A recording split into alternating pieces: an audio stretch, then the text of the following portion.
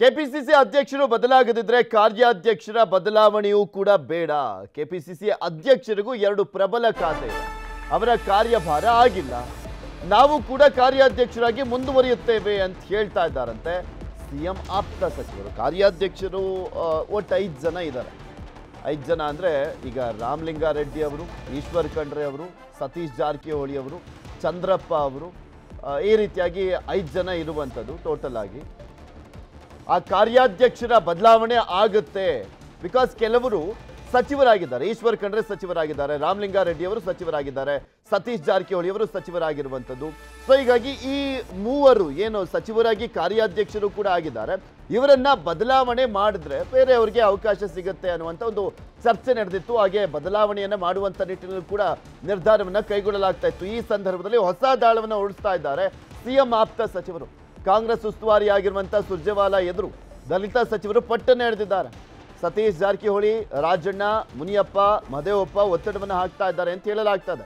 ಚುನಾವಣೆ ದೃಷ್ಟಿಯಿಂದ 3 DCM ಹುದ್ದೆ ಕೊಡಲೇಬೇಕು ಅಂತ ಪಟ್ಟನ್ನು ಹಿಡಿದಿದ್ದಾರೆ. ನಿನ್ನೆ ಸಾರಾ ಸಗಟಾಗಿ ತಳ್ಳಿ ಹಾಕಿದ್ರು AICC ಅಧ್ಯಕ್ಷರಾಗಿರುವಂಥ ಮಲ್ಲಿಕಾರ್ಜುನ್ ಖರ್ಗೆ. ಇದೆಲ್ಲ ಚರ್ಚೆ ಮಾಡೋದೇನ್ರಿ, ಇದೆಲ್ಲ ಬರೀ ಊಹಾಪೋಹ. ಎಲೆಕ್ಷನ್ ಸಂದರ್ಭದಲ್ಲಿ ನಾವು ಸರ್ಕಾರ ಯಾವ ರೀತಿಯಾಗಿ ನಡ್ಕೊಳ್ತಾ ಇದೆ, ಜನರನ್ನ ರೀಚ್ ಮಾಡ್ತಾ ಇದೆ, ಇದನ್ನು ಮಾತಾಡೋದು ಬಿಟ್ಟು ಈ ರೀತಿಯಾಗಿ ಮಾತನಾಡೋದು ಕೂಡ ಸರಿಯಲ್ಲ ಅನ್ನುವ ರೀತಿಯಲ್ಲಿ ಪರೋಕ್ಷವಾಗಿ ಒಂದು ರೀತಿಯಾಗಿ ಎಚ್ಚರಿಕೆಯನ್ನು ಕೂಡ ಕೊಟ್ಟಿದ್ರು.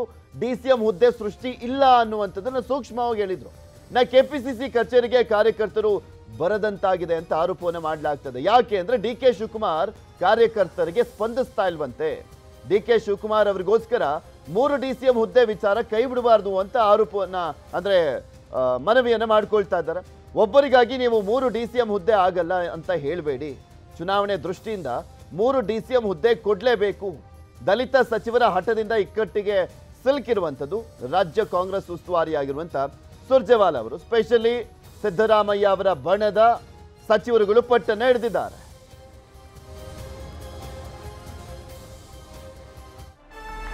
ರಾಜಣ್ಣ ಮಾಧ್ಯಮ ಹೇಳಿಕೆಗೆ ಸುರ್ಜೇವಾಲಾ ವಿರೋಧವನ್ನು ವ್ಯಕ್ತಪಡಿಸಿದ್ದಾರೆ. ಮಾಧ್ಯಮಗಳಿಗೆ ಹೇಳಿಕೆ ಜಾಸ್ತಿ ಆಯಿತು ಅಂತ ಹೇಳಿದ್ರಂತೆ. ಸುರ್ಜೇವಾಲಾ ಏನು ಮಾತಾಡಬೇಕು ಹಾಗಾದ್ರೆ ಅಂತ ಆ ನಂತರ ಮುನಿಯಪ್ಪ ಅವರು ಪ್ರಶ್ನೆ ಮಾಡಿರುವಂಥದ್ದು.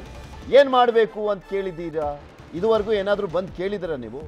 ನಮ್ಮನ್ನು ಏನಾದರೂ ಕಷ್ಟ ಸುಖ ಕೇಳಿದಿರಾ ಅಂತ ನಂತರ ಮುನಿಯಪ್ಪ ಅವರು ಕೂಡ ಪ್ರಶ್ನೆ ಮಾಡಿದ್ದಾರೆ ಸುರ್ಜೇವಾಲಾ ಅವರನ್ನ. ಬೇರೆ ಇಲಾಖೆಗಳಲ್ಲಿ DKಶಿ ಮೂಗು ತೂರಿಸ್ತಾ ಇದ್ದಾರೆ ಅಂತ HC ಮಹದೇವಪ್ಪ ಅವರು ಕೂಡ ಹೇಳಿದ್ರಂತೆ. ಸರ್ಕಾರ ಬಂದಾಗಿನಿಂದ ಯಾವ ಕಾರ್ಯ ಚಟುವಟಿಕೆ ಕೂಡ ಆಗಿಲ್ಲ. ದೂರಿನ ಸುರಿಮಳೆಗೈದಿರುವಂಥ ದಲಿತ ಸಿಎಂ ಆಪ್ತ ಸಚಿವರು. ಪಕ್ಷದ ಕಾರ್ಯಕರ್ತರು ನಮ್ಮ ಬಳಿ ಬರ್ತಾರೆ ಅಂತ ಹೇಳಿದ್ದಾರೆ. ದಿನೇಶ್ ಗುಂಡೂರಾವ್ ಇನ್ಯಾರ ಬಳಿ ಹೋಗ್ತಾರೆ? ಇವರೆಲ್ಲ ಕಾಂಗ್ರೆಸ್ ನಾಯಕರೇ ತಾನೆ. MB ಪಾಟೀಲ್ ಅವರು ಕೂಡ ಹಂಗೆ ಹೇಳಿದಾರಂತೆ. ಬಹಿರಂಗ ಹೇಳಿಕೆ ನೀಡಿ ಗೊಂದಲವನ್ನ ಮೂಡಿಸಬೇಡಿ ಅಂತ ಸುರ್ಜೇವಾಲಾ ಅವರು ಹೇಳಿದ್ದಾರೆ.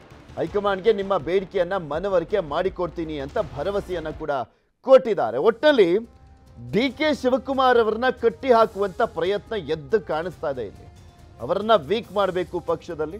ಯಾಕೆಂದ್ರೆ ಸಿದ್ದರಾಮಯ್ಯ ಅವರ ಸರಿಸಾಮಾನವಾಗಿ DK ಶಿವಕುಮಾರ್ ಅವರು ವರ್ತಿಸ್ತಾ ಇರುವಂತ ಕಾರಣಕ್ಕೋಸ್ಕರ ಇಲ್ಲೊಂದ್ ಕಡೆ ಈ ಒಂದು ದಾಳವನ್ನ ಉಳಿಸ್ತಾ ಇದ್ದಾರಾ ಸಿದ್ದರಾಮಯ್ಯನವರು ಅನ್ನುವಂಥ ಪ್ರಶ್ನೆ ಕೂಡ ಮೂಡ್ತಾ ಇದೆ.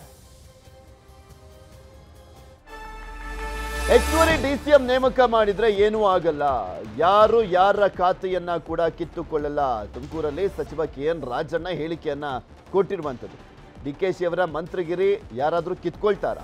3 DCM ನೇಮಕಕ್ಕೆ ಶಾಸಕರ ವಿರೋಧ ಇಲ್ಲ ಅಂತ ಹೇಳ್ತಾ ಇದ್ದಾರೆ ಇವರೇನ. ತುಮಕೂರಲ್ಲಿ ಸಚಿವ KN ರಾಜಣ್ಣ ಹೇಳಿಕೆಯನ್ನ ಕೊಟ್ಟಿದ್ದು. ಹೆಚ್ಚುವರಿ DCM ಹುದ್ದೆ ಸೃಷ್ಟಿ ಮಾಡಲಿಕ್ಕೆ ಯಾವ ಶಾಸಕರು ಕೂಡ ಕಾಂಗ್ರೆಸ್ನ ಶಾಸಕರು ವಿರೋಧವನ್ನ ಮಾಡ್ತಾ ಇಲ್ಲ ಅಂತ ಮತ್ತೊಮ್ಮೆ DCM ಹುದ್ದೆ ಸೃಷ್ಟಿ ಆಗಲೇಬೇಕು ಅಂತ ಒತ್ತಾಯವನ್ನ ಮಾಡಿದ್ದಾರೆ.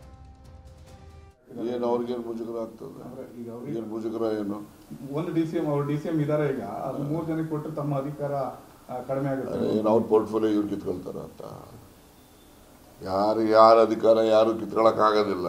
ಏನು DCM ಅಂದಾಕ್ಷಣಕ್ಕೆ ಏನು ಅವ್ರಿಗೇನು ಹೊಸ ಕಾನ್ಸ್ಟಿಟ್ಯೂಷನಲ್ಲಿ ಇಲ್ಲದೆ ಇರ್ತಕ್ಕಂಥ ಒಂದು ಪದವಿ ಅದು.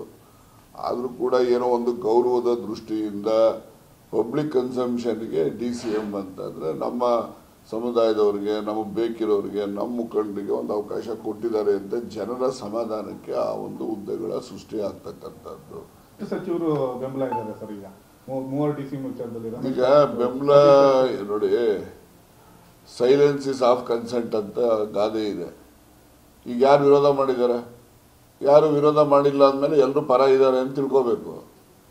ಕೆಲವು ಜನ ಬಂದು ಹೇಳ್ಕೊಳ್ತಾರೆ, ಕೆಲವು ಜನ ಬಂದು ಹೇಳ್ಕೊಳ್ಳೋದಿಲ್ಲ.